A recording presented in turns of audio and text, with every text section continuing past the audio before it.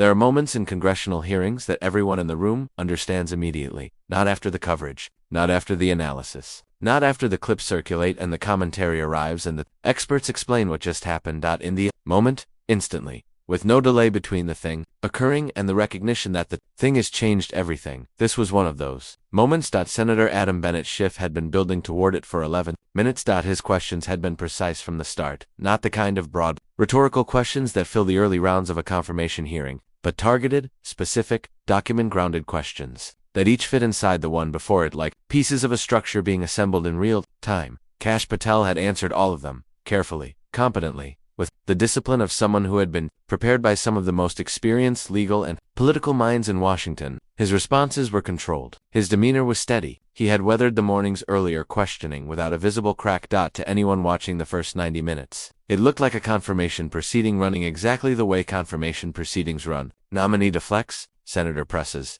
nothing breaks. Everyone goes back to their corners, and the vote happens along party lines and the news cycle moves on. That is how most of these go. This one was not going to go that way, but Schiff wasn't asking those questions to crack him. He was asking them to build something. Most people watching a congressional hearing see only the surface of it, the question, the answer, the back and forth. What they don't see is the architecture underneath, the way a skilled questioner uses the first 10 minutes not to score points but to place coordinates, to get the witness on record about specific things in specific ways so that when the document arrives, there is no room to maneuver.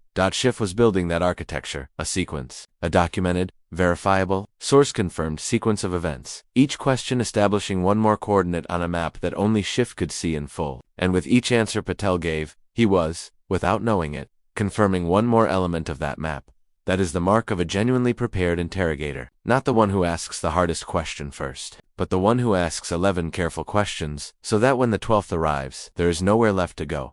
The 12th question was not a question, it was a name, one name, 4 syllables, contained in a document that the overwhelming majority of Americans will never be permitted to read, a document created by professionals inside the United States intelligence community whose entire institutional purpose is to record what actually happened, not what was claimed, not what was alleged, not what was politically convenient, but what the evidence showed. Schiff opened the classified file he had placed on the desk at the start of his time. He had referenced it twice in the previous 11 minutes briefly, almost in passing enough to establish its presence in the room without revealing its contents. Now he opened it fully. He read the classification header. He read the date of the document. He read the institutional origin, the specific component of the United States intelligence community that had generated the record. And then he read the name.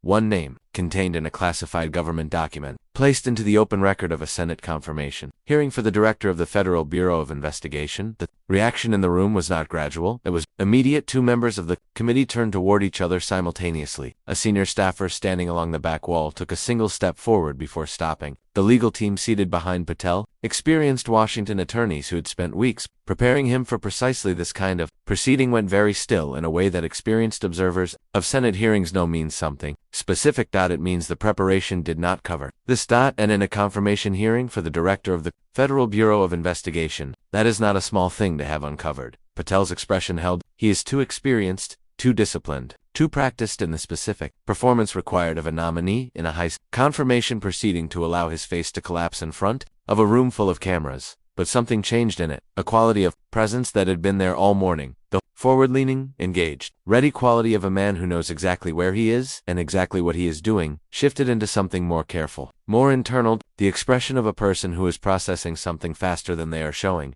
9 seconds passed. In ordinary life, 9 seconds is nothing. The pause between sentences, the moment before a response. In a Senate confirmation hearing, with every camera in the room running and every person present watching the witness table, 9 seconds of silence after a senator reads a name from a classified document is not a pause, it is an event. Everyone in that chamber felt it. When Patel finally spoke, what he said was not an answer, it was a request for clarification about the scope of the document Schiff was reading from, a suggestion that the classification level of the material might make it inappropriate to discuss in open session, a careful, professionally constructed non-response that bought time without conceding anything. Schiff let him finish. Then, he turned to the next page to understand why a single name in a classified document carries the weight that it does. You need to understand how names appear in classified records to begin with.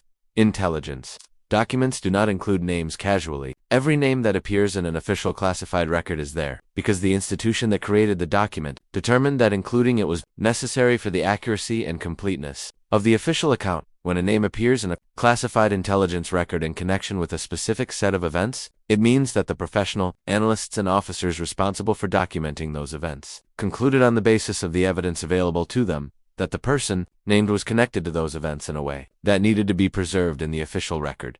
That is not an allegation. That is not political targeting. That is not assembled by a party operative or a campaign lawyer or a journalist working from anonymous sources. That is the official, documented conclusion of the United States intelligence community, created by people whose careers depend on accuracy and whose institutional credibility rests on recording events as they happened, not as anyone would prefer they had happened. And when a United States senator reads that name into the open record of a confirmation hearing, it means that senator has decided deliberately, after consultation with legal counsel, after weighing the institutional costs and the public interest, that the connection documented in that record is directly relevant to the question before the Senate. The question before the Senate was whether Kash Patel should be confirmed as the director of the Federal Bureau of Investigation. Adam Schiff had decided the name in that file was relevant to that question. He had brought the file into the hearing room, he had read the name out loud, and now the name was part of the permanent congressional record of the United States Senate.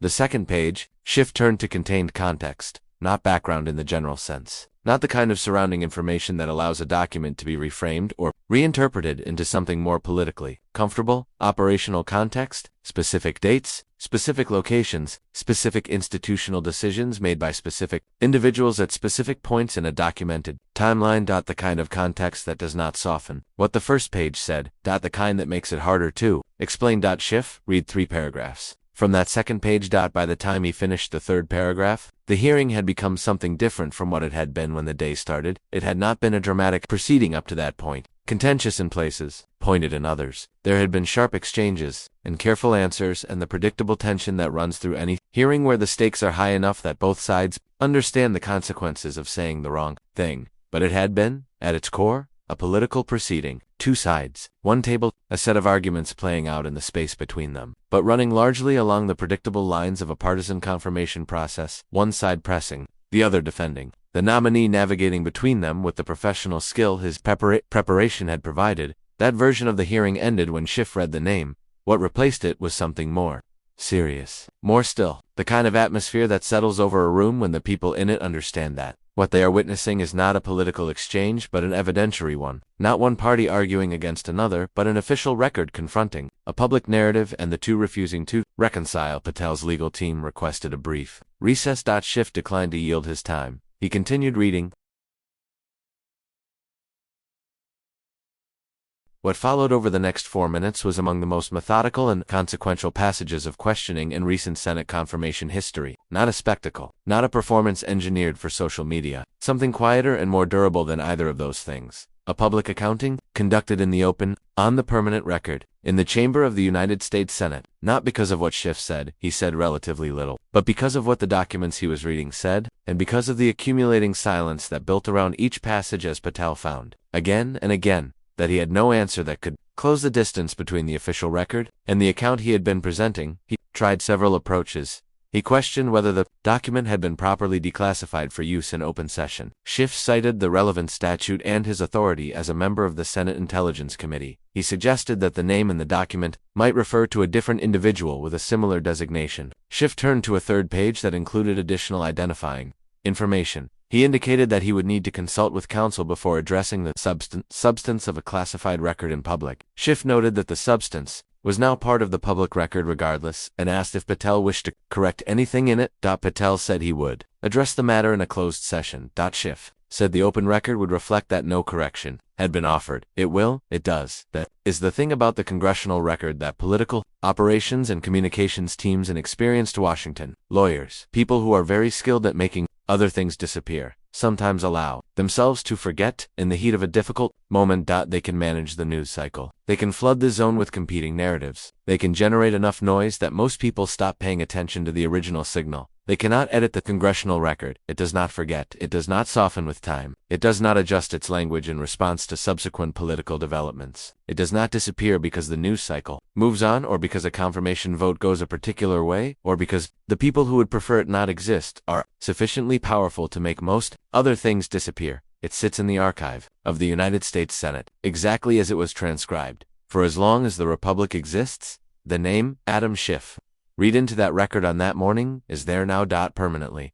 Without qualification, without the softening that time and political distance usually provide, the questions it raises about the nominee who sat across the table and offered no answer are there now. The 3 pages of classified context that Schiff read into the open record, the dates, the locations, the institutional decisions, the documented connections, are all there now. Whatever happens next in Kash Patel's confirmation process, whatever political calculations are made and whatever votes are cast, that record exists independently of all of it. It was built 11 questions at a time, each one placing a coordinate on a map that only Schiff could see in full until the moment he opened the file. It was completed with one name, and the map it revealed did not look like the map Kash Patel had been drawing for months in public statements and media appearances and prior testimony, and Kash Patel had nothing to say, not because he wasn't prepared, because when the official record of the United States government puts a name in a classified file and a senator reads that name into the Senate record in a confirmation hearing, there is no prepared answer for it. There is only the record, and the record was already speaking. So what do you think about that moment? When Adam Schiff read that name into the record, did it reveal something that couldn't be explained? Or is there still context missing behind what was said? Let me know your take in the comments. I read every single one. And if you want more breakdowns of the most intense moments inside Congress, make sure to like the video and subscribe to Capital Clash so you don't miss what comes next.